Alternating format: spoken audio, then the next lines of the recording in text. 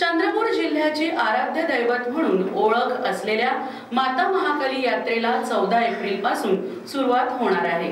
या संदर्भात करण्यात आलेल्या उपाययोजनेबाबत जिल्हाधिकारी विनय गौडा यांनी मंदिर परिसराची पाहणी करून सूचना दिल्या।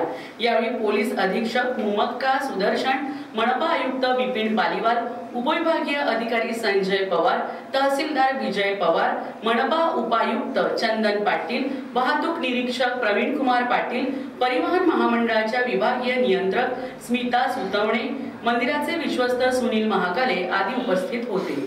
मंदिर परिसराची स्वच्छता नियमित होणे आवश्यक आहे। उन्हाळा असल्यामुळे पिण्याच्या पाण्याची व्यवस्था करावी, तसेच गर्दी टाळण्यासाठी भाविकांचा प्रवेश आणि बाहेर जाण्यासाठी स्वतंत्र व्यवस्था असावी।